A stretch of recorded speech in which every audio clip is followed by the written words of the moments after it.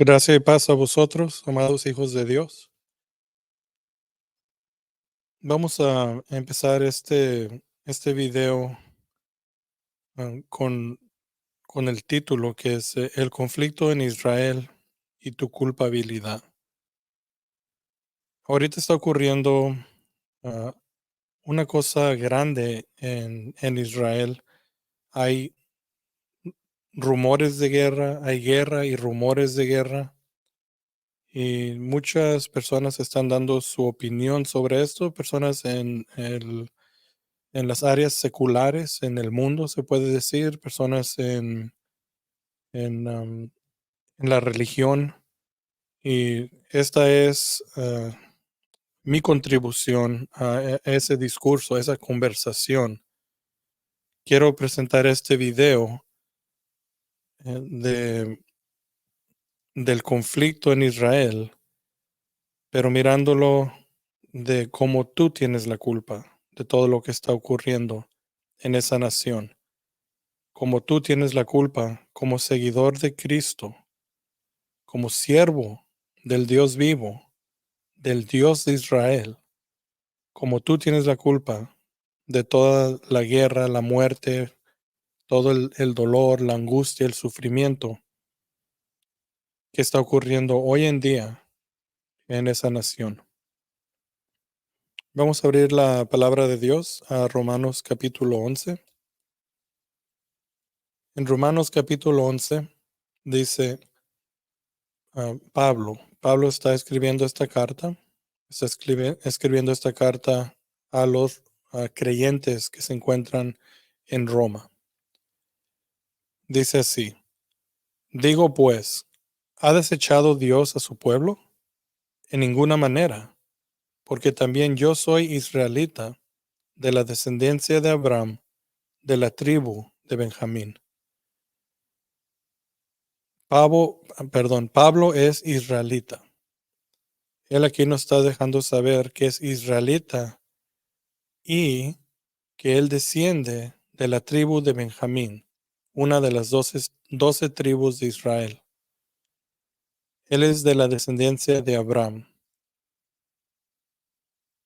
Nuestra creencia, si nosotros somos cristianos, si nosotros somos seguidores de Cristo, si nosotros creemos que Jesús vino a este mundo, fue sin pecado, murió en la cruz con el propósito de derramar su sangre para el perdón de nuestros pecados, y después de esa muerte fue enterrado por 3 días y resucitó al tercer día, y después ascendió, subió al cielo, y ahora está sentado a la diestra del Padre, esperando el tiempo de regresar, de su segunda venida.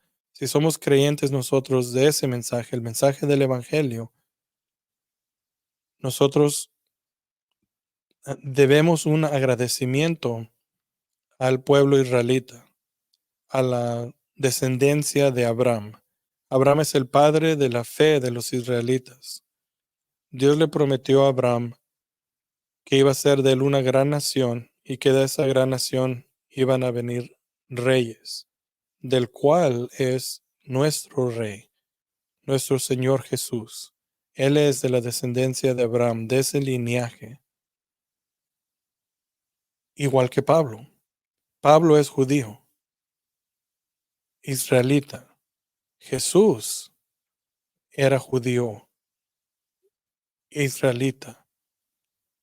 Nuestras creencias tienen una base en la cultura, la religión de los judíos. Y aquí Pablo pregunta que si Dios ha desechado a su pueblo. Y da la respuesta: en ninguna manera. Verso número 2. No ha desechado Dios a su pueblo, al cual desde antes conoció. ¿O no sabías que dice de Elías la escritura, como invoca a Dios contra Israel, diciendo: Señor, a tus profetas han dado muerte, y tus altares han derribado, y solo yo he quedado. Procuran matarme, y procuran matarme. Pero ¿qué dice? Pero, verso número 4. Pero ¿qué le dice la divina respuesta?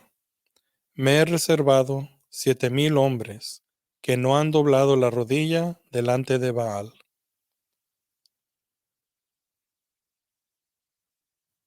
Pablo sigue explicando, sigue desarrollando su respuesta de por qué, la evidencia de por qué Dios no ha desechado a su pueblo.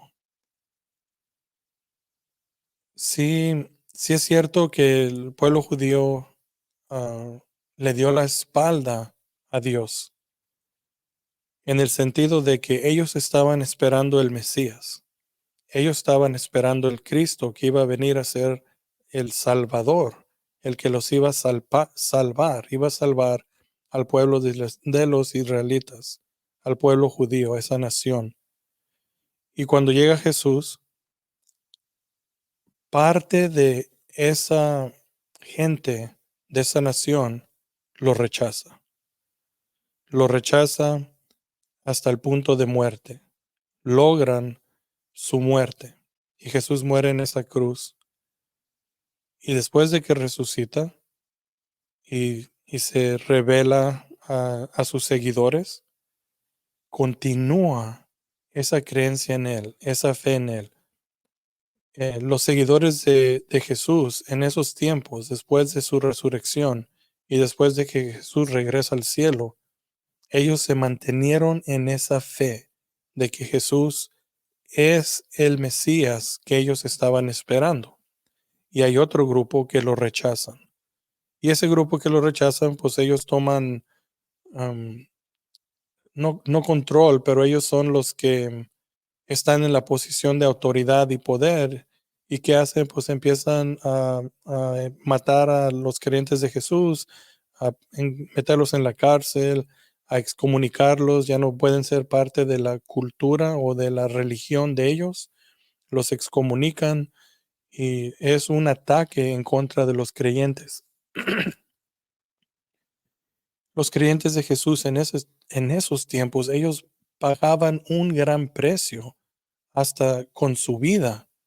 No nomás eran que eran rechazados y expulsados de la comunidad, de la religión, eran considerados menos, eran atacados, encarcelados, pero llegaban al punto de dar su vida porque ellos creían en las palabras de Jesús y se mantenían en esa fe.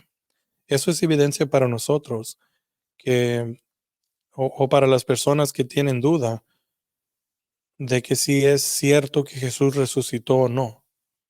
A estas personas, a los seguidores de Jesús, los estaban matando en maneras salvajes, con una crueldad. Era un odio que recibían los primeros seguidores de Jesús. ¿Cómo es posible que ellos se mantengan am, predicando ese mensaje de Jesús, de que Jesús resucitó a pena de muerte? ¿Cómo es que daban su vida si es que fuera una mentira? Si fuera una mentira, muchos de ellos se hubieran arrepentido, hubieran confesado, esto es mentira. Pero no leemos eso ni en la Biblia, ni en la historia. Lo que leemos es que diario se aumentaban más a ese grupo, al grupo que se llamaban los del camino, a los seguidores de Jesús, que aunque los mataban, en ocasiones, he leído casos que los prendían a fuego, los quemaban vivos y ni así negaban a Jesús, ni así lo rechazaban, ni así daban profesión de que era mentira lo que ellos predicaban. Ellos se mantenían seguros en esa verdad, en ese mensaje, que Jesús era el Mesías que ellos estaban esperando y que después de su muerte comprobó ser ese Mesías, comprobó ser el Hijo de Dios en su resurrección y se presentó ante ellos. No titubeaban. Ellos son ejemplos para nosotros que ahorita por lo menos en donde yo me encuentro, en el país que yo me encuentro, aquí en los Estados Unidos, no existe esa clase de persecución. Y por mucho menos la gente niega a Jesús. Estamos viendo aquí que dice Pablo que el profeta Elías, él habla en contra de Israel. Y estamos hablando antes de los tiempos de Jesús. Este es un profeta que vivió en la tierra de Israel antes de los tiempos de Jesús, antes de que Jesús existiera o ellos tuvieran conocimiento de quién era Él. Antes ya estaban rechazando a Dios, a los profetas, a los que Dios enviaba para traerles el mensaje de pues, que ahora nosotros conocemos como el Viejo Testamento. Ellos rechazaron a los profetas. Dice que los mataron y aparte de eso, los altares de Dios los derribaron. Y el profeta cree que él es el último, que solo queda él, está solo, está aislado. Y él clama en contra de Israel y dice, mira qué han hecho tu pueblo. Ellos te han rechazado y nomás quedo yo. Y la respuesta divina, el texto nos indica que Dios le dijo a él que Dios mismo había reservado 7,000 hombres que no habían doblado la rodilla delante de Baal. Él se sentía solo, igual como nosotros que somos fieles seguidores de Jesús. Puede que lleguemos a una etapa en nuestras vidas donde sientamos soledad. Yo sé que yo he pasado por eso. Se siente uno que nadie más está en ese camino, porque de nuevo el camino es angosto, es difícil, no es fácil mantenerse uno en el camino tras Jesús, en pos de Jesús. Y por lo menos yo confieso, he caído muchas veces, he fracasado muchas veces y me he desviado muchas veces del camino. No es un camino fácil y yo he sentido lo que siente aquí el profeta Elías, que solamente queda él. Y Dios dice, no, no quedas tú solo, yo he reservado un grupo que todavía es fiel a mí, que todavía me sirve a mí, que no han doblado la rodilla delante de Baal. Como en los tiempos de hoy, igual que los tiempos de antes, siempre había un grupo que rechaza a Dios y su mensaje y un grupo que lo acepta. El profeta cree que él es el único que se ha mantenido fiel al propósito y al mensaje, a las palabras de Dios. Y Dios le dice, no, hay 7,000 más que él mismo reservó. Verso número 5. Así también, aún en este tiempo, ha quedado un remanente escogido por gracia.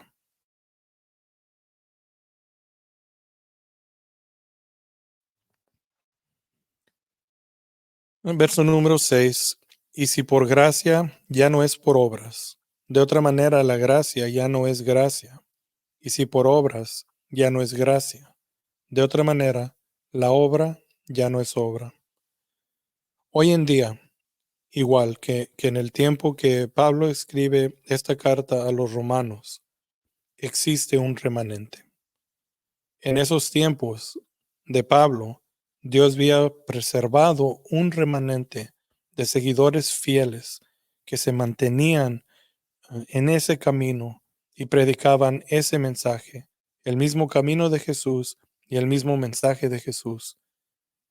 Igual que en los tiempos de Elías, Dios había preservado un remanente que era fiel a él, que no habían doblado la rodilla a Baal, que es decir, que no habían doblado la rodilla a Satanás, a cosas mundanas, a cosas terrenales, al pecado, que se habían mantenido fiel a Dios. Y el mensaje para nosotros es similar, es igual. Hay un remanente que se mantiene fiel a Dios. Dios ha preservado ese remanente que se mantiene fiel a Dios. Y ese remanente es salvo o es incluido a ese grupo por gracia. Y ese es el mensaje de la salvación. El mensaje de la salvación es que el perdón de nuestros pecados es por la gracia de Dios, no por ninguna obra que nosotros hayamos hecho. Yo no puedo hacer ni una sola cosa para aumentar o añadir a la obra que Jesús ya hizo en la cruz. En la cruz, Cristo cumplió todo lo que era necesario para nuestra salvación, nuestra salvación, para el perdón del mundo. Él lo hizo todo. No tengo que agregar yo nada, ni tú tienes que agregar ninguna sola cosa. Él hizo toda la obra de la salvación. A nosotros nos toca recibirla o rechazarla. Y si uno la recibe, si yo recibo eso, quiere decir que yo entiendo, escucho que Jesús murió por mis pecados, que Él pagó todo lo que yo debía y ahora yo quedo limpio ante los ojos de Dios por el sacrificio que Él hizo en la cruz, por la sangre que Él derramó en la cruz, que ahora me ha dejado limpio de todo pecado y yo puedo estar delante de Dios con confianza y seguro de que Él ya no me ve a mí y mi pecado, sino que ahora ve a la obra que hizo su Hijo y así me acepta a base de ese sacrificio. Si yo escucho ese mensaje y lo acepto, ¿qué quiere decir? Que lo creo. ¿Qué quiere decir? Que ahora me adapto a esa verdad. Vivo como que sí es verdad, pero yo adapto mi vida a esa verdad. Ahora yo soy de los que han sido salvados por gracia. Pero cualquier sola cosa, por tan pequeña que sea, que se le agregue a eso, se pierde. Si digo, ok, yo creo en el mensaje de evangelio, pero tengo que hacer X, vamos a decir, como hay ciertas iglesias o denominaciones que dicen, o si no eres bautizado, no eres salvo. Tienes que creer en lo que hizo Jesús en la cruz y bautizarte. Ahí está un problema. O personas que dicen, oh, quieres el perdón de tus pecados, tienes que ir a confesarte con ese hombre. O personas que dicen, ok, pecaste, lo que tienes que hacer ahora es tienes que recitar estas oraciones y vas a ser perdonado por tus pecados. Cosas así, semejantes. Lo que hacen es dejan a uno fuera de la gracia de Dios, que es decir, dejan a uno en condenación y en camino al infierno. Porque lo que estamos diciendo es, le estamos diciendo a Dios, ok, tú sacrificaste a tu único hijo por el perdón de mis pecados, está bien, pero yo le voy a añadir una cosa más. Hizo falta algo, eso no fue suficiente, eso es escupirle en la cara a Dios, que dio a su único hijo por el perdón de nuestros pecados, y decir que hizo falta algo, o yo a decir que yo puedo añadir que algo dentro de mi persona puede agregar o mejorar o perfeccionar el sacrificio de Jesús, eso es escupirle en la cara a Dios. Y eso es no tener fe. Eso es creer que en mi obra, en mi capacidad, que algo que yo pueda hacer, ahí es donde está el perdón de los pecados. Y eso es una condenación sobre sí mismo. Uno está rechazando el mensaje del Evangelio. ¿Por qué? Porque quiere añadir sus obras y no ha creído lo que es el mensaje del Evangelio. No ha entendido qué es lo que significa que Jesús dio su vida por el pecado del mundo. Y aquí nos está explicando esto Pablo, que es por gracia, no por obras, que somos salvos. Verso número 7. ¿Qué pues? Lo que buscaba Israel no lo ha alcanzado, pero los escogidos sí lo han alcanzado, y los demás fueron endurecidos. ¿Qué es lo que buscaba alcanzar Israel? Israel buscaba alcanzar una restauración con Dios. Desde que Adán y Eva pecaron en el Edén, en el huerto del Edén, y fueron expulsados, el deseo del ser humano ha sido esa restauración con Dios. Y el deseo de Dios ha sido lo mismo. Somos creados en la imagen de Dios. Dios nos creyó. Él tuvo un propósito de crear al ser humano y el ser humano al fracasar se salió de ese propósito.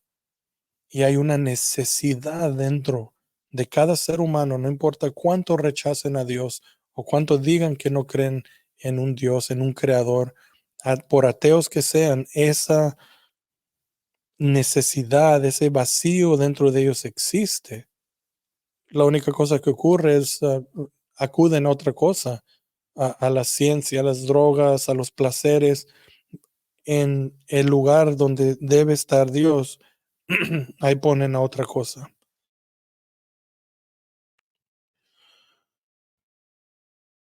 No podemos evitar eso.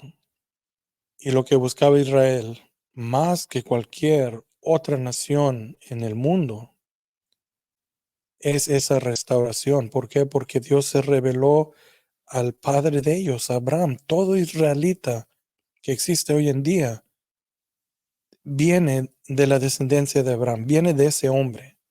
A ese hombre Dios le dijo, de ti voy a hacer una gran nación y va a ser una nación tan grande que no la vas a poder, no vamos a poder contar a tus descendientes. Si puedes contar a las estrellas, si puedes darme el número de todos los granos de arena que existen en la tierra, vas a poder contar a tu descendencia.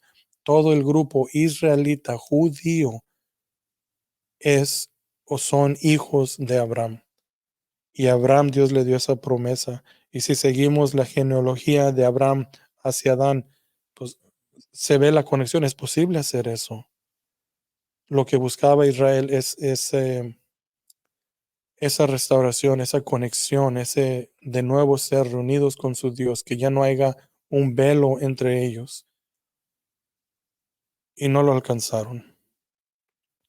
No lo alcanzaron porque no pudieron por su religión. Las personas religiosas impidieron al resto del pueblo recibir a Jesús, o por lo menos trataron de impedir al resto del pueblo a recibir a Jesús. Y fueron endurecidos. Aquí dice la palabra de Dios. Verso número 8. Como está escrito, Dios les dio espíritu de estupor, ojos que no vean y oídos que no oigan, hasta el día de hoy. Y así existe, amados hijos de Dios, así existe hoy en día.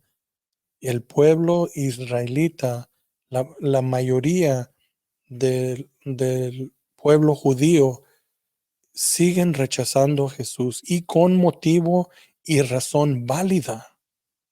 ¿Por qué? Porque las personas que vinieron antes de nosotros, los seguidores de Jesús antes de nosotros, han cometido atrocidades contra ese pueblo. Recién una persona, un creyente nuevo, me preguntó o hizo un comentario más o menos a que, él me dijo, entonces no debemos de odiar a los judíos. Y en ese comentario yo entendí que a lo mejor alguien o él mismo creyó que nosotros, seguidores de Cristo, tenemos que odiar a los judíos. ¿Por qué? Porque ellos fueron los que mm, no mataron a Jesús, pero ellos fueron los que dirigieron los eventos que causaron la muerte de Jesús, y no todos los judíos. Cierto grupo de judíos, los incrédulos, hicieron esa cosa. Entonces él entendía que teníamos que tener un rencor contra ellos. Y eso es un pensamiento o un espíritu que viene ya desde hace mucho tiempo.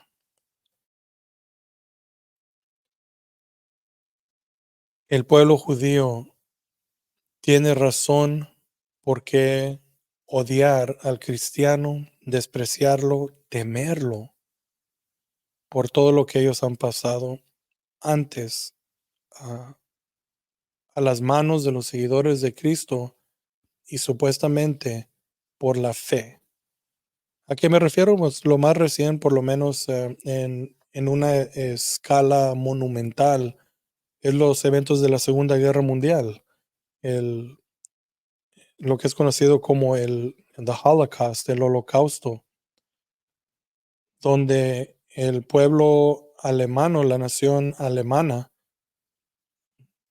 trató de exterminar a todos los judíos en una manera sistemática que resultó en millones y millones de personas judías que fueron asesinadas a manos de los ejércitos de los alemanes, el grupo de los nazis, que me sorprende bien mucho, muchísimo. Voy a tener que hacer una serie de videos sobre este tema, porque yo hablo con el pueblo hispano y hago comentarios, así como lo he dicho, de los judíos y de la Segunda Guerra Mundial y de Hitler y de los nazis, y no me entienden.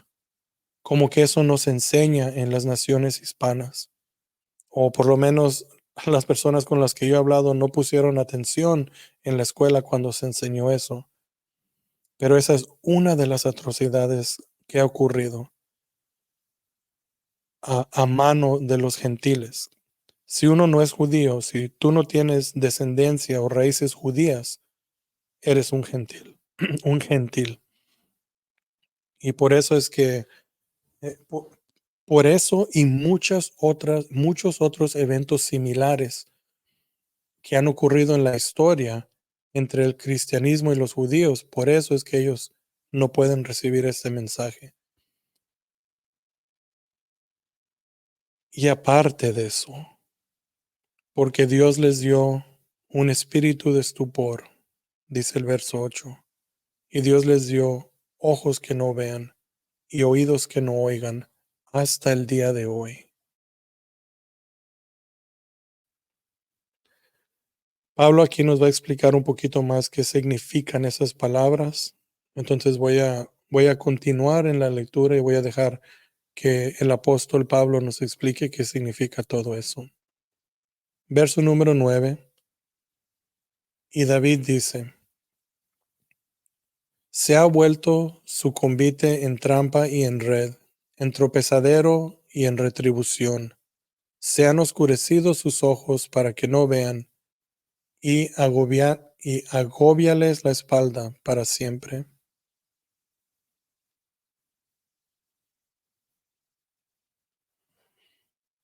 Es más o menos lo que ya habíamos leído en el verso 9, ¿verdad? Que Dios es el que ha causado en, en ese pueblo ese, ese endurecimiento, ese rechazar al Mesías. Y ahí en el texto que leímos, que David dice, está diciendo que en los salmos están en el Viejo Testamento. El rey David, que es también descendiente de Abraham, y, y Jesús es descendiente de David. Pero David, años antes de que Jesús naciera, él está diciendo que eso ya había ocurrido. Eso era una profecía, eso Dios dijo que estaba pasando en ese momento que David lo escribió. Le está pidiendo a Dios eso, y el cumplimiento es en los tiempos de Jesús y hoy en día. Hoy en día el pueblo rechaza y tiene el corazón duro y no puede recibir el mensaje del Evangelio. Verso número 11. Digo pues, ¿han tropezado los de Israel para que cayesen? En ninguna manera, pero por su transgresión vino la salvación a los gentiles, a provocarles a celos. Hace una pregunta Pablo. ¿Han tropezado los de Israel para que cayesen? Lo que está implicando es que cayesen y ya no puedan levantarse, que haya sido de un rechazo de tal manera de que Dios ya no los acepte. Si cayeron y ya nunca más podrán levantarse. Y él da la respuesta: de ninguna manera. Pero por su transgresión, ¿cuál es la transgresión de ellos? Que rechazaron a Jesús, rechazaron al Hijo de Dios. El Hijo de Dios está prometido, el Mesías, hay profecía por todo el Viejo Testamento que es la Biblia de los judíos. Y cuando llegó Jesús, lo rechazaron. Esa es su transgresión. Pero por su transgresión vino la salvación a los gentiles. El pueblo judío rechazó su Mesías, su Cristo, su Salvador. Vino Jesús al mundo y lo rechazaron, igual que todos los profetas antes que Jesús lo mataron. Y esa transgresión resultó en un pueblo que no es judío. Si tú no eres judío, si tú no tienes tus raíces en, el, en la tierra de Israel, en el pueblo de Israel, tú eres un gentil. Y todas las promesas que se encuentran en el Viejo Testamento no son para ti, porque Dios estaba dirigiéndose solamente al pueblo israelita. Pero cuando el pueblo israelita rechaza el, el prometido, el Salvador, su rey, cuando ellos lo rechazan, ahí Dios abre la puerta para que entre un grupo que no era de los que habían sido prometido que iba a venir un Mesías, los gentiles. Cualquier otra persona que no era judía, los judíos, al cerrarle la puerta a Dios, la puerta queda abierta al resto de nosotros. Y hay un propósito para eso. Dios permitió esa cosa con un propósito. Y la palabra de Dios aquí en el verso 11 de Romanos 11 nos dice, para provocarles a celos.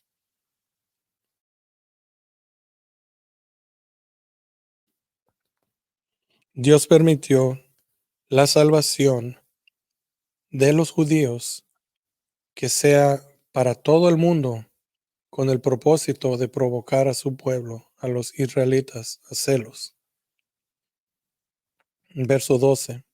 Y si su transgresión es la riqueza del mundo y su defección las riquezas de los gentiles, cuanto más su plena restauración. El pueblo de Dios, quien recibió todas las promesas de Dios, ellos rechazan a su rey, rechazan a Dios, lo niegan y lo crucifican y se olvidan de él, le dan la espalda. El resultado de esa transgresión fue la salvación del mundo, la riqueza del mundo. Ese acto de desobediencia fue la salvación del mundo, la riqueza del mundo, la riqueza de los gentiles. Esa cosa terrible tuvo este resultado increíble para nosotros los gentiles. ¿Cuánto más será su plena restauración? Si el rechazar al rey resultó en una riqueza para el mundo, ¿qué será cuando ellos acepten al rey? En una magnitud 1000 veces más, 100 veces más, 10,000, una magnitud tan grande. Si el rechazo fue la riqueza del mundo, ¿qué será cuando ellos reciban a su rey? Cuando ellos crean el mensaje del evangelio, cuando ellos puedan, cuando Dios les pueda abrir los ojos, les pueda abrir el entendimiento, les pueda quitar ese corazón de piedra que tienen ahorita, cuando Dios les abra esa puerta a ellos y ellos puedan recibir a Cristo como su rey, ¿qué será para el resto del mundo? Verso 13. Porque a vosotros hablo, gentiles, por cuanto yo soy apóstol a los gentiles, honro mi ministerio. Pero si en alguna manera pueda provocar a celos a los de mi sangre y hacer salvos a alguno de ellos. Pablo es el apóstol a los gentiles. Él es nuestro apóstol. Si tú no eres judío, tienes que prestarle mucha atención a Pablo porque él fue enviado por Dios para nosotros. Y aquí dice que él es apóstol a los gentiles. Y él no se limita en nada para poder provocar a los de su propio pueblo. Él es judío. Y Dios mandó a un judío a los gentiles a predicar el evangelio. Y él reconoce que el propósito es para traerlos a celos, para que celen, para que ellos miren todo la grandeza de Dios el perdón, la gracia, la misericordia, la bondad, el amor de Dios que es derramado sobre un pueblo que antes no era pueblo de él. Y que ellos miren, el pueblo judío miren toda la grandeza de Dios que es sobre este grupo que no es llamado pueblo de Dios, que no son hijos de Dios, pero ahora, por lo que Jesús hizo en la cruz, han sido adoptados a la familia de Dios. Que ellos miren eso, esa grandeza, esa esplendor, esa esplenitud y y celen y recuerden que ellos son los originales, que ellos deseen eso de Dios. Verso 15. Porque si la exclusión es la reconciliación del mundo, ¿qué será su admisión, sino la vida de entre los muertos? Lo mismo que acabamos de leer. La exclusión de ellos, de los judíos siendo excluidos, Dios los invitó a la boda, Dios los invitó a su reino y ellos lo rechazaron. Ahora ellos han quedado excluidos y eso es la reconciliación del mundo. ¿Qué será su admisión? Cuando Dios los permita regresar, ¿qué será eso? Será vida de entre los muertos. Verso 16. Si las primicias son santas, también lo es la masa restante, y si la raíz es santa, también las ramas son santas. La raíz o las primicias son los judíos. Podemos verlo así, Dios sembró una semilla en Abraham, o más bien dicho, en Sara, pero en esa unión de ellos, Dios sembró una semilla y de ahí fue creciendo esta nación, este grupo, este pueblo, los israelitas. Y vamos a decir, creció un árbol. Y cuando llegó Jesús, parte de esa nación lo rechazó. ¿Y qué hizo Dios? Cortó esas ramas, las quitó. Esos que rechazaron, los quitó. Pero eso no les quita la santidad que ellos tienen. Si las primicias son santas, también lo es la masa restante. Si la raíz es santa, también las ramas son santas. Ellos no han perdido ese estatus que tienen. Tal vez han sido desalojados, como que hay un pausa en la historia de ellos y han sido puestos a un lado temporalmente. Pero si la raíz es santa, también son las ramas. Dios no se ha deshecho, no los ha expulsado, no se ha olvidado de ellos. Siguen siendo su pueblo, pero ahorita están en un pausa, están aparte, mientras que vamos a leer eso un poco más adelante, vamos a darle respuesta a eso y no voy a ser yo, va a ser el texto, va a ser Pablo quien nos va a responder eso. A ver, ahí continuamos con el verso 17. Dice, pues si algunas de las ramas fueron desgajadas, y tú, siendo olivo silvestre, has sido injertado en lugar de ellas, y has sido hecho participante de la raíz y de la rica savia del olivo, no te jactes contra las ramas, y si te jactas, sabe que no sustentas tú la raíz, sino la raíz a ti. Pues las ramas, dirás, fueron desgajadas para que yo fuese injertado. Bien, por su incredulidad fueron desgajadas, pero tú, por la fe, estás en pie. No te ensoberezcas, sino teme, porque si Dios no perdonó a las ramas naturales, a ti tampoco te perdonará. Mira pues la bondad y la severidad de Dios, la severidad ciertamente para con los que creyeron, pero la bondad para contigo si permaneces en esa bondad, pues de otra manera tú también serás cortado. Hoy en día existen sectas, religiones, iglesias, grupos de personas que creen que Dios ya ha terminado con el pueblo de Israel, que Dios ha sustituido con los creyentes, um, con las personas que creen en Cristo, con los cristianos, que Dios ha quitado al pueblo de Israel y ha puesto este nuevo grupo y ahora ellos son los que son considerados hijos de Dios, pueblo de Dios, nación de Dios, y que Dios ha abandonado a los israelitas.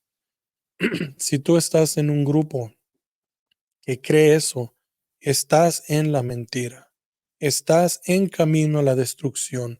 No has creído el mensaje del Evangelio. No has entendido las palabras que están escritas aquí en este texto. No entiendes que si la raíz es santa, las ramas son santas también.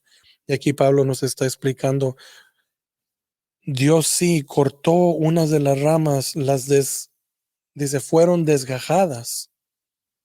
Y tú siendo un olivo silvestre, tú no eras parte del jardín de Dios. Tú eras un olivo silvestre por allá que andaba creciendo allá lejos y has sido injertado en el lugar de las ramas que Él cortó. Dios cortó las ramas del pueblo de Israel, los que no creían, los que rechazaron a Jesús como su rey y salvador. Cortó esas ramas y dejó al resto de los creyentes judíos. Y ahí, en esa raíz, en esa base, ahí Dios injertó estas ramas de un olivo silvestre, de un pueblo que no era su pueblo, que no eran a quien Dios le dirigió las promesas, ha tomado de ese grupo extranjero y ha traído esas ramas y las ha injertado en esa raíz santa.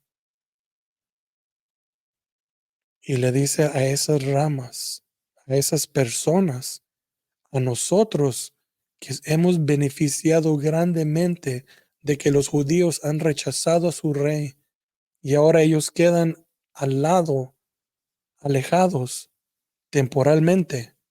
Nosotros hemos beneficiado de eso. Y el verso 18 dice, no te jactes contra las ramas. No te ¿dónde está la palabra? Ensoberezcas, ensoberbezcas.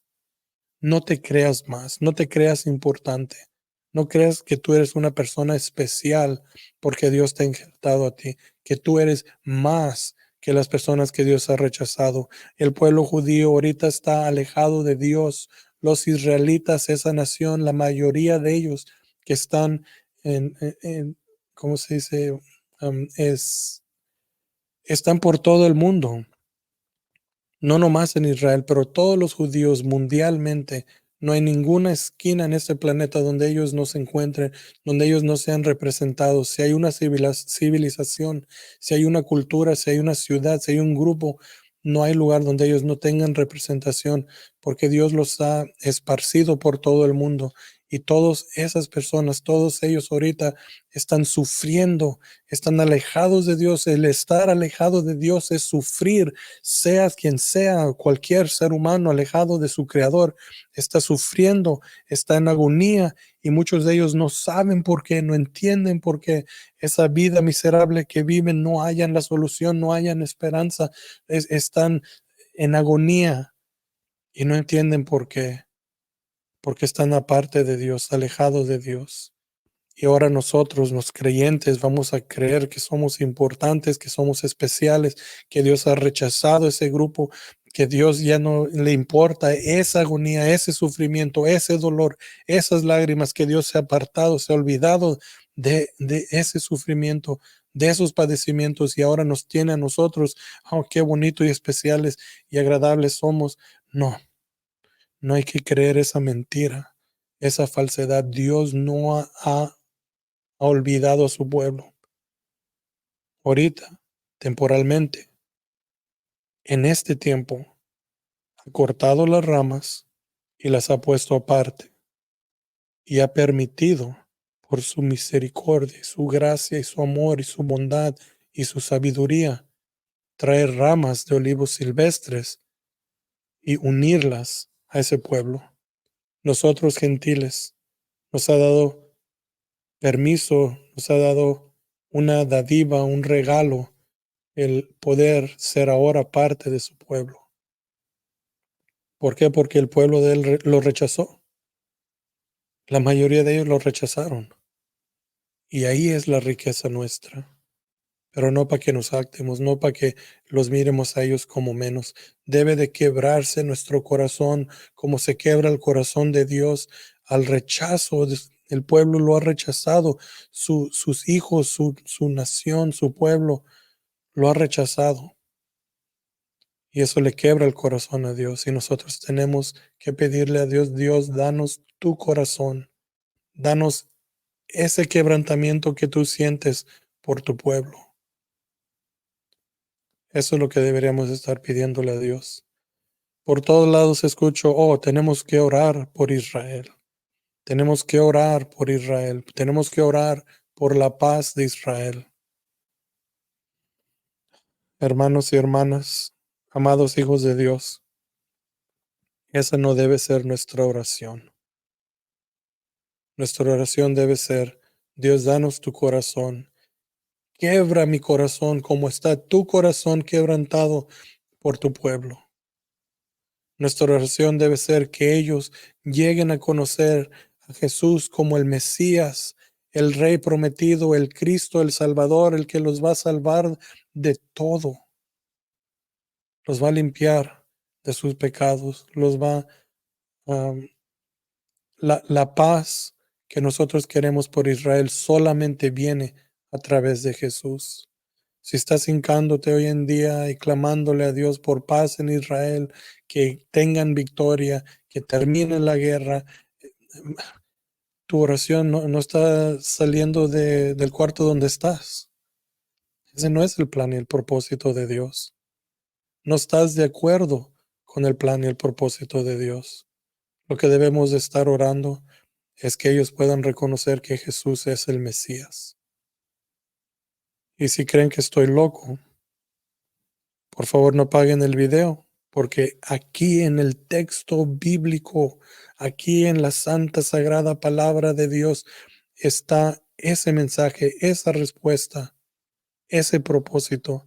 Y si no me crees, ve y abre tu Biblia, Romanos capítulo 11, léela en su totalidad, léelo todo para que mires y entiendas y no pierdas tu tiempo en algo sentimental, algo humano, algo que no le trae gloria y honra a Dios, algo que solamente te trae gloria y honra a ti, que te pongas en los medios sociales a clamar por paz de Israel y apoyar a Israel y cambiar todas tus fotos y tus imágenes con los colores y la bandera de Israel. Eso no aumenta a nada en el reino celestial. Aquí en la tierra tal vez te ganas algo, pero ante los ojos de Dios no estás ganando nada, porque lo que debemos estar orando es que ellos reconozcan que Jesús es su Mesías, pero eso solamente va a ocurrir de una manera, solamente hay un camino a ese conocimiento para ellos, a ese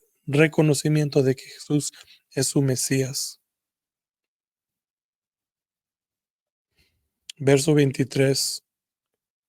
Y aun ellos, si no permanecieren en incredulidad, serán injertados, pues poderoso es Dios para volverlos a injertar. Porque si tú fuiste cortado del que por naturaleza es olivo silvestre, y contra naturaleza fuiste injertado en un buen olivo, cuanto más estos, que son las ramas naturales, serán injertados en su propio olivo.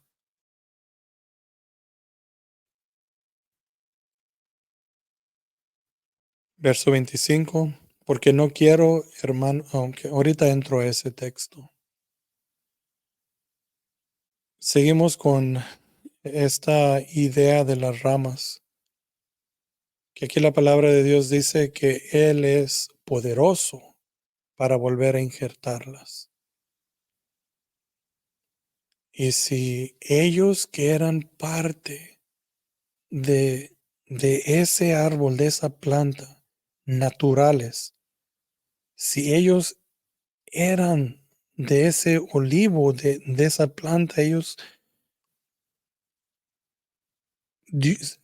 que eran naturales de esa planta, Dios los cortó. ¿Qué te va a pasar a ti? Que Dios tuvo que ir a traerte de una planta extranjera, de un olivo silvestre para injertarte. ¿Tú crees que si Dios no cortó a las ramas naturales, no te va a cortar a ti? Tenemos que tener mucho cuidado. Tenemos que abrir la palabra de Dios y entender qué es lo que Dios ha dicho y qué espera de nosotros. Ok. Empecé este video con el título de que incluía las palabras y tu culpabilidad. Aquí vamos a empezar a desarrollar eso. Vamos a empezar a entender cómo nosotros, seguidores de Jesús, que profesamos el Evangelio, cómo nosotros somos culpables de lo que está ocurriendo ahorita, hoy en día, y desde el principio, desde el principio de la religión cristiana, como nosotros somos los culpables por lo que le está ocurriendo a ese pueblo israelita. 25 dice, porque no quiero, hermanos, que ignoréis este misterio, para que no seáis arrogantes en cuanto a vosotros mismos, que ha acontecido a Israel endurecimiento en parte, hasta que haya entrado la plenitud de los gentiles. Vuelvo a leerlo. Porque no quiero, hermanos, que ignoréis este misterio. Hay un misterio. Y Pablo nos dice que él no quiere que seamos ignorantes a este misterio, que la mayoría de nosotros hoy en día lo somos. La mayoría de nosotros no sabemos que este texto existe en la palabra de Dios. Para que no seáis arrogantes en cuanto a vosotros mismos. De nuevo, eso de jactarse, de creerse que somos importantes, que somos más que ellos, más especial que ellos, que hemos tomado el lugar de ellos. Existe este misterio, no debemos de ignorarlo. Y es de beneficio para nosotros para no creernos más de lo que somos. Continúa en el texto, dice, que ha acontecido a Israel endurecimiento en parte hasta que haya entrado la plenitud de los gentiles. Dios está esperando que entre la plenitud de los gentiles a su reino, a la fe de Dios, el mensaje del Evangelio. Él está esperando que entre la plenitud, que entren todos los que van a entrar al reino. Él ya sabe quién va a entrar al reino de Dios. Él ya sabe quién va a creer el mensaje de su evangelio, quién lo va a aceptar, quién lo va a recibir y quién lo va a rechazar.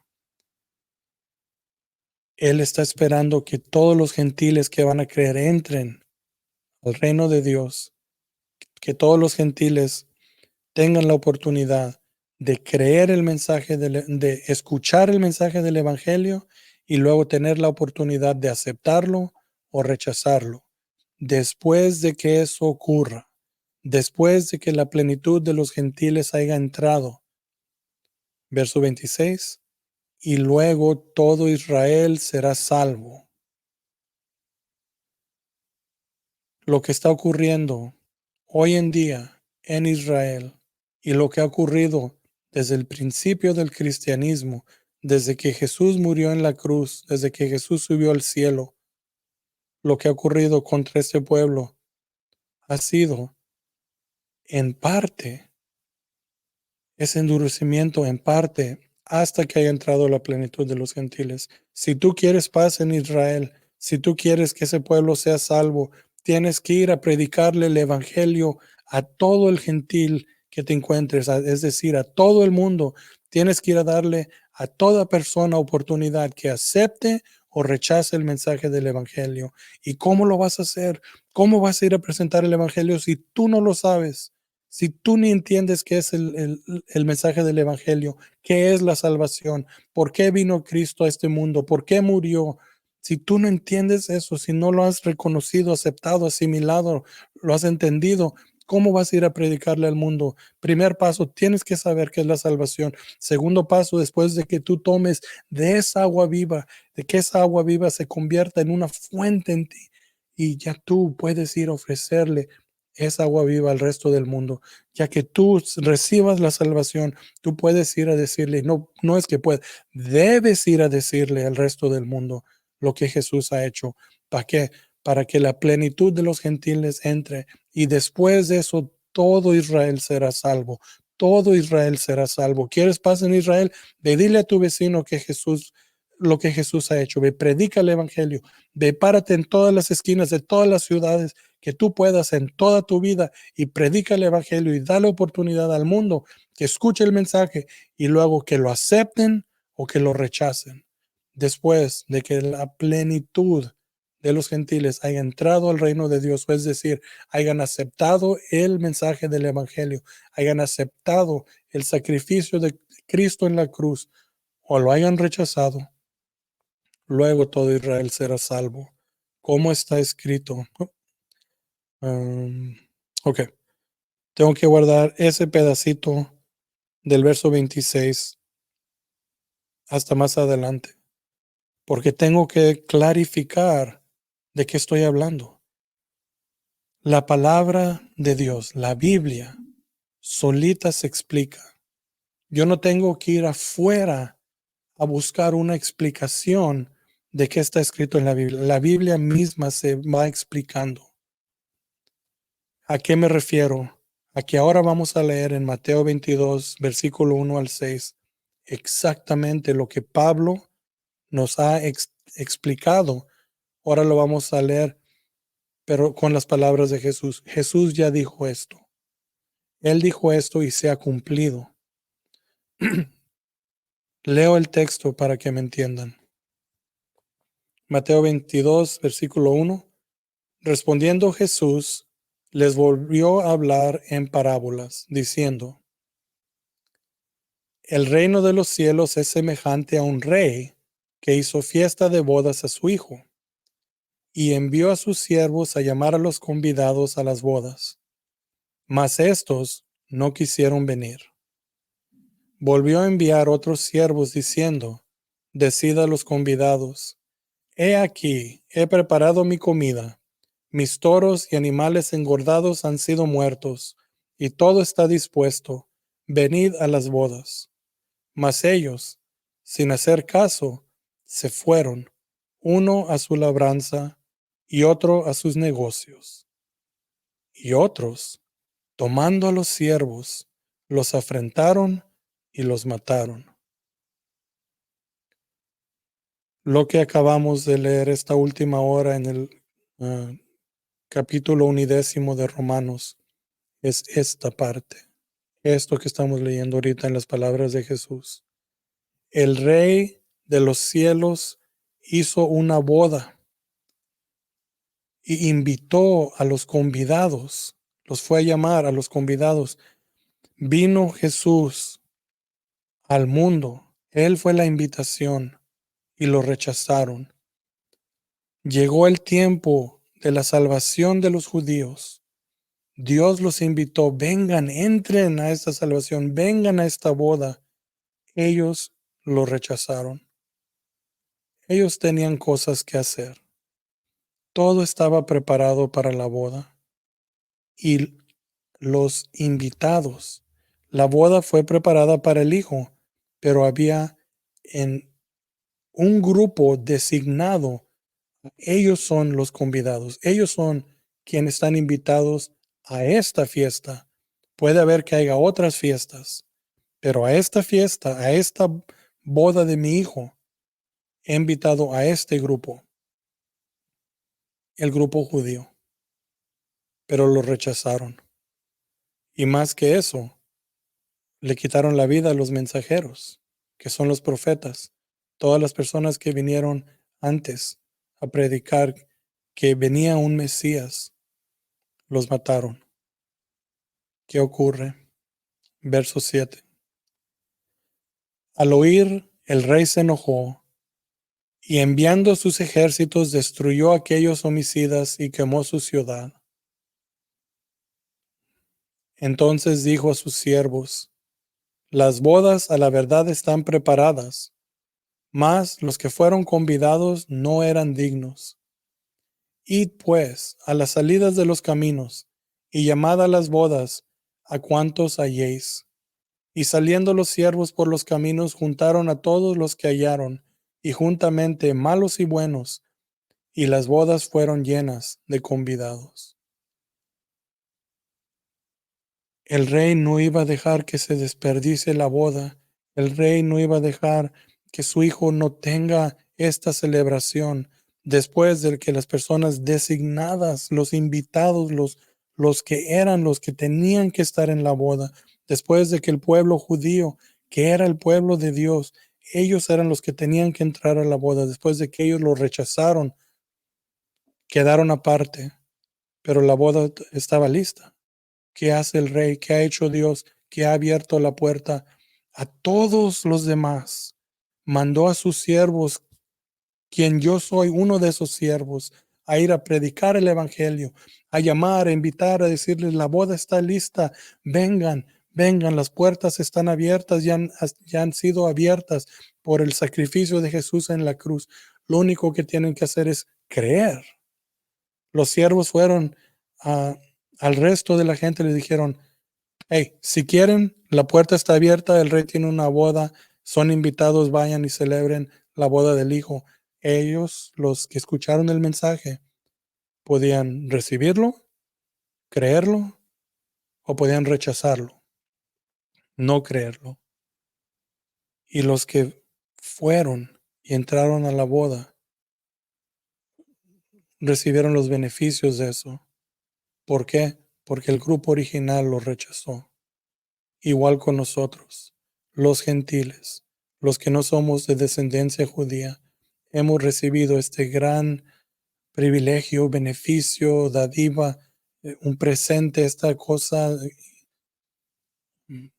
que sin valor, no se le puede dar valor, que ahora somos parte del reino de Dios, hemos sido aceptados, hemos sido hijos adoptados, Él nos ha recibido a su presencia.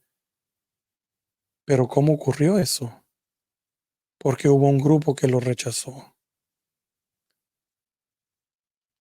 Jesús habló estas palabras y Pablo nos explicó el significado de esas palabras.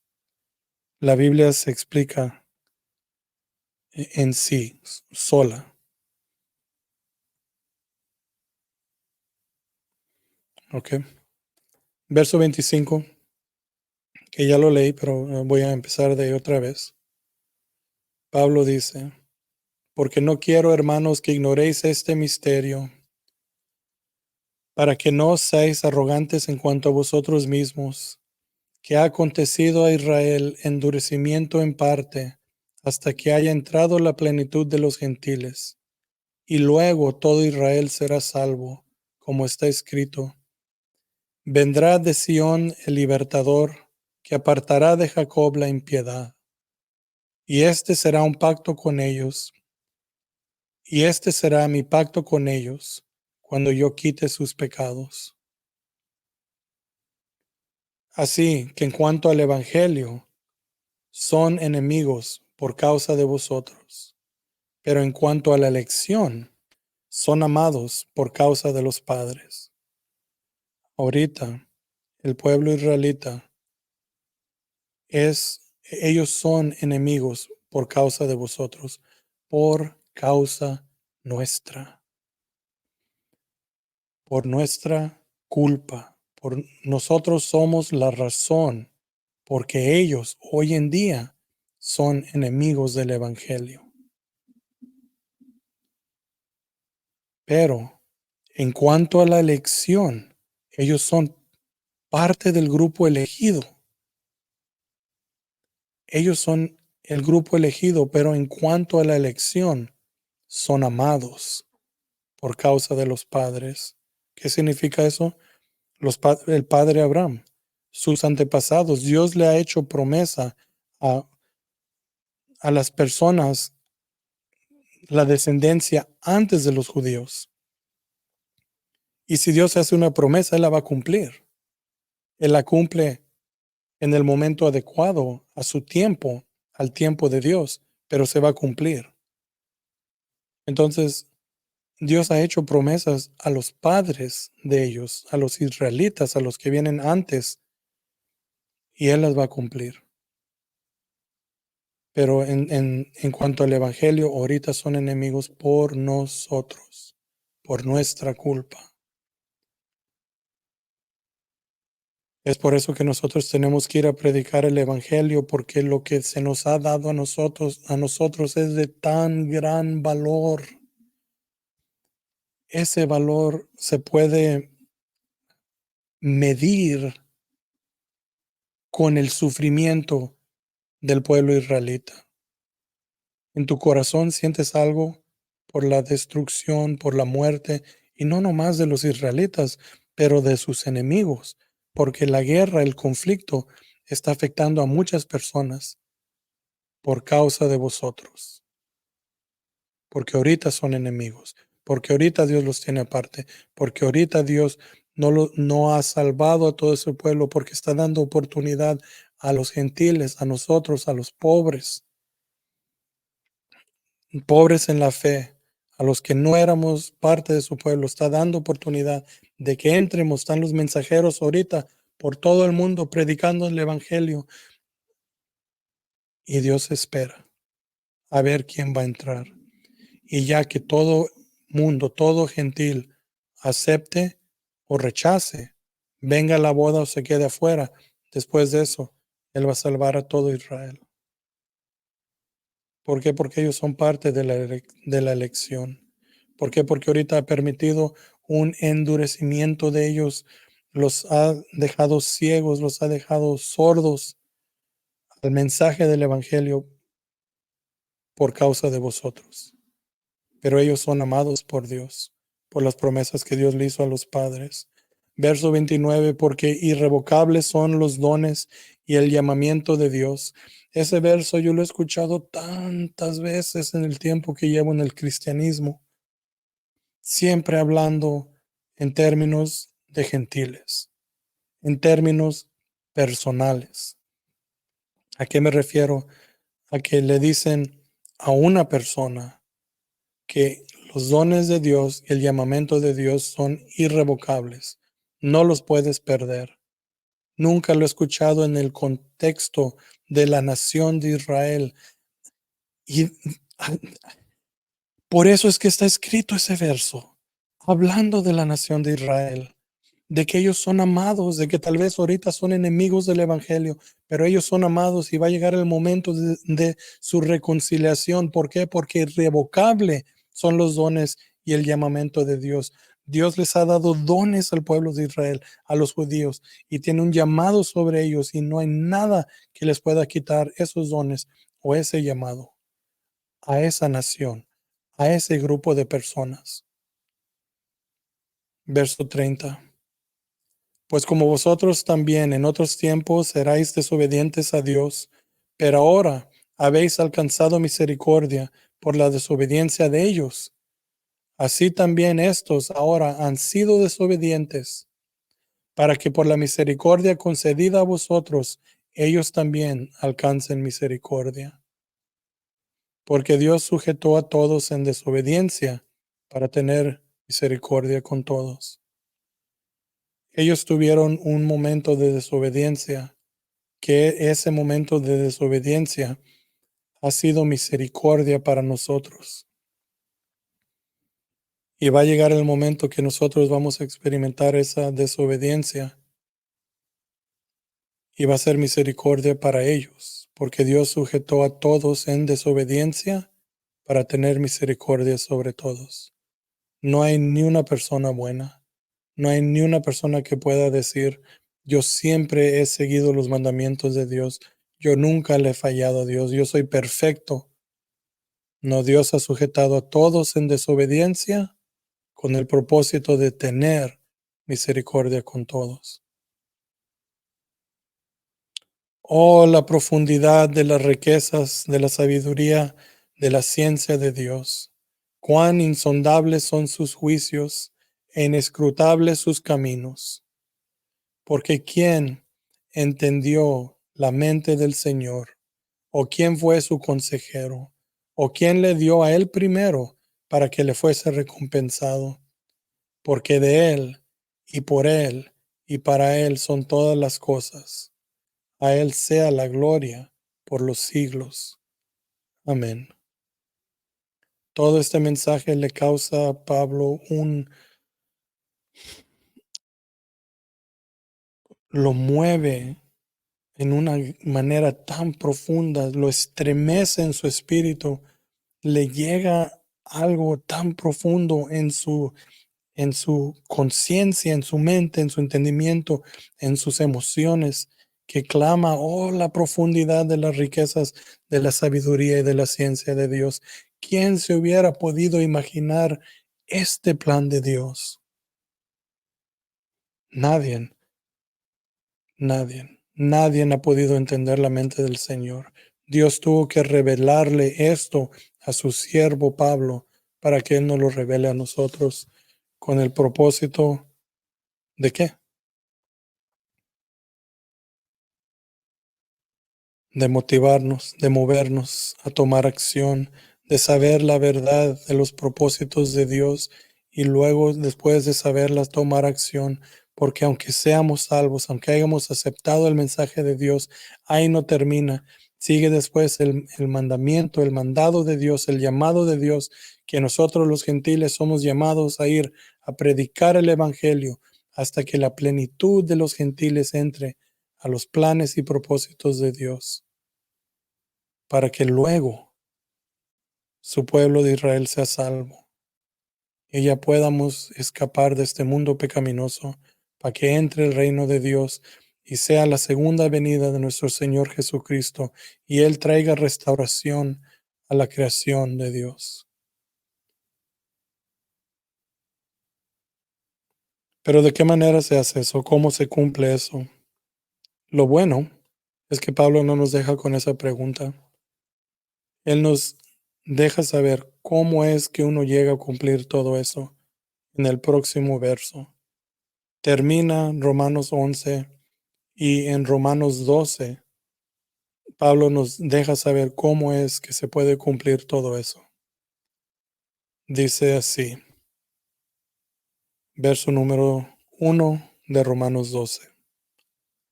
Así que, hermanos, os ruego por la misericordia de Dios que presentéis vuestros cuerpos en sacrificio vivo, santo, agradable a Dios, que es vuestro culto racional. No os conforméis a este siglo, sino transformaos por medio de la renovación de vuestro entendimiento, para que comprobéis cuál es la buena voluntad de Dios, agradable y perfecta. ¿Cómo es que podemos lograr cumplir este mandato de Dios? Dios nos ha llamado, nos ha dado propósito, nos ha dicho, esto es lo que tienen que ir a hacer, tienen que predicar el Evangelio por todo el mundo. ¿Cómo se logra hacer esa cosa? Solo de una manera. Puede ir uno y predicar el Evangelio como le pegue a uno la gana.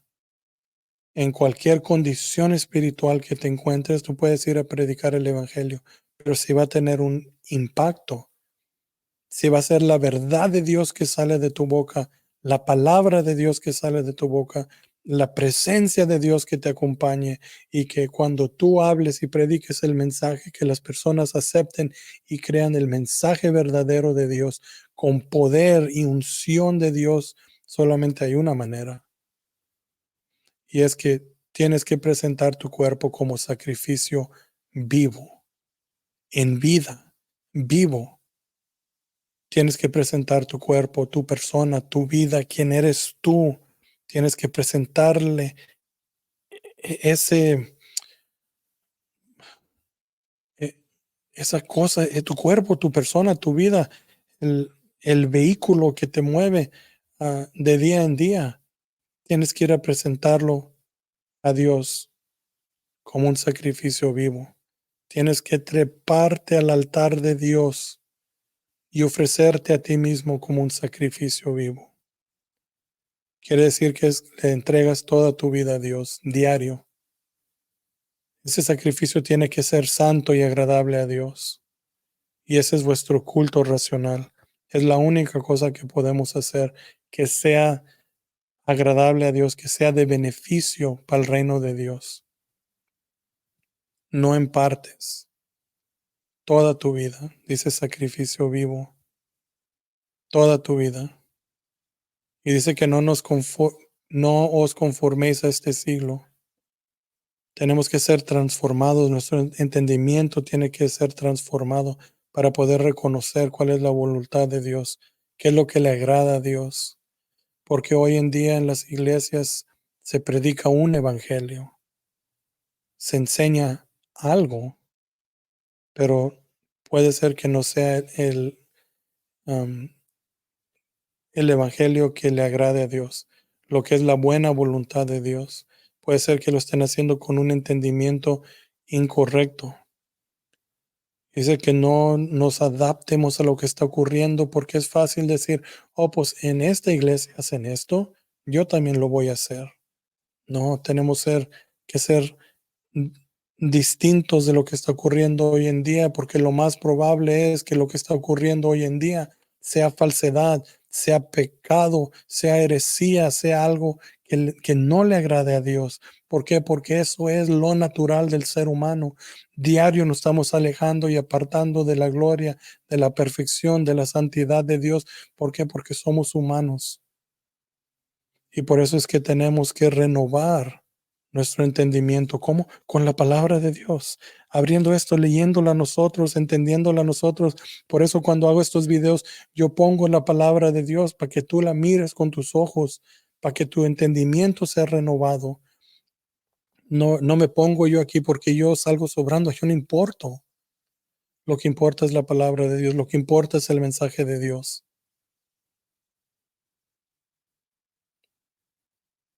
Y lo que a Dios le importa es que le des toda tu vida, sin reserva alguna, ya entregado a Dios, siendo apartado para los planes y propósitos de Dios, siendo ungido como siervo del Señor. Puedes tener el poder y la presencia de Dios que te va a acompañar a ti, donde quiera que tú vayas. Pero cuando tú prediques el Evangelio, prediques la verdad y sea un arrepentimiento verdadero y un aceptar el mensaje de Dios, el aceptar de los perdón de los pecados, que sea genuino y verdadero de la persona a quien tú le predicas.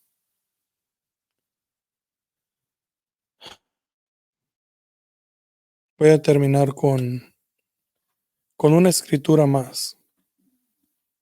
Lucas 21 del 1 al 4. Verso 1 dice, levantando los ojos, vio a los ricos que echaban sus ofrendas en la arca de las ofrendas. Es Jesús quien está hablando, de quién está hablando, que Jesús levantó sus ojos. Jesús está observando algo que está ocurriendo y el texto aquí nos está revelando, nos está dictando qué es lo que Jesús está observando. Empiezo de nuevo. Levantando los ojos, vio a los ricos que echaban sus ofrendas en el arca de las ofrendas. Vio también a una viuda muy pobre que echaba ahí 2 blancas. Y dijo, en verdad os digo que esta viuda pobre echó más que todos, porque todos aquellos echaron para las ofrendas de Dios de lo que les sobra, mas ésta de su pobreza echó todo el sustento que tenía. Todo el sustento que tenía. Esas palabras lo que nos están dando a entender que esas dos blancas, o es decir, esas dos monedas, era todo lo que ella tenía. El día de mañana, y bueno, ese mismo día, de ahí en adelante, ella no tenía con qué comprar comida, con qué comprar ropa, con qué comprar techo. Ella echó todo en la caja de las ofrendas, todo el sustento de su vida. Y es lo que Dios nos pide a nosotros, es lo que Dios te está pidiendo a ti hoy en día, es lo que Dios siempre te ha pedido y no te puedes escapar de este mensaje de que Dios está pidiendo todo el sustento de tu vida. Dios está pidiendo todo lo que tú tienes. Dios está pidiendo toda tu vida, que se la ofrezcas como sacrificio vivo. Dios está pidiendo todo de ti, no parte, no 10%, no 10% de tu tiempo, no 10% de tus talentos, no 10% de tus finanzas. Dios está pidiendo todo. Dios no pide parte, Dios no pide porcentajes.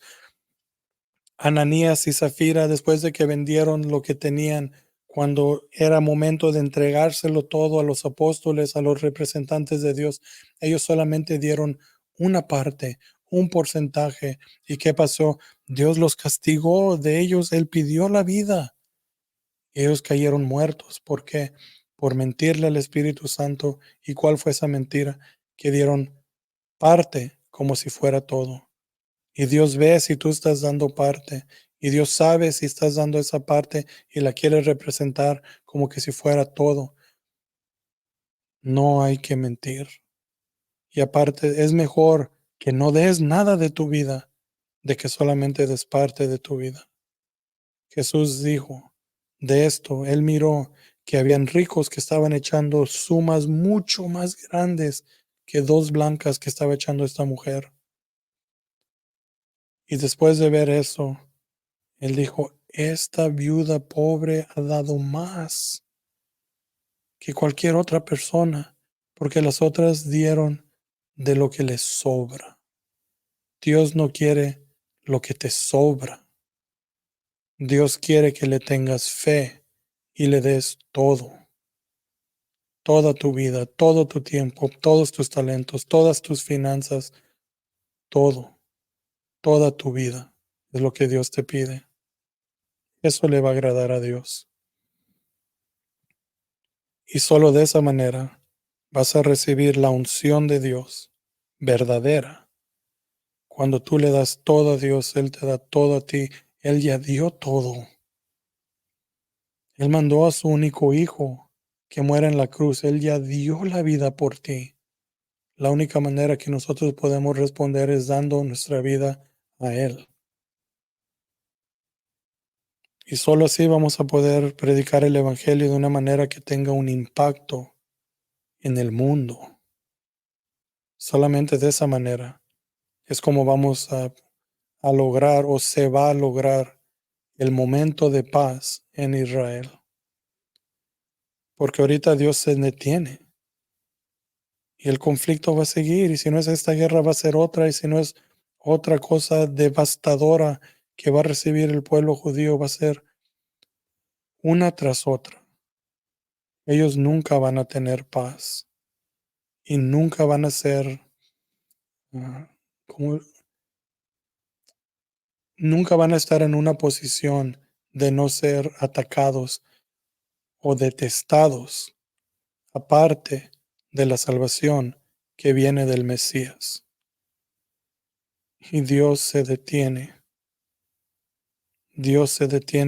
por nuestro beneficio, por nosotros que no somos judíos, por nuestra causa. ¿Cómo tienes tú la culpa del conflicto de Israel, de las vidas que se están perdiendo, del dolor y las lágrimas, el sufrimiento, la agonía y todos los padecimientos que están ocurriendo hoy en día en el Medio Oriente y en todos los lugares del mundo? Porque no estás predicando el Evangelio. ¿Pero por qué no lo estás predicando? ¿Porque no lo has entendido? ¿O por qué? No lo has entendido porque no estás dispuesto a darle toda tu vida a Dios. Y vives en un limbo, vives en medio. No eres ni frío ni caliente. Y Dios te va a escupir de su boca. Tienes que aceptar o tienes que rechazar.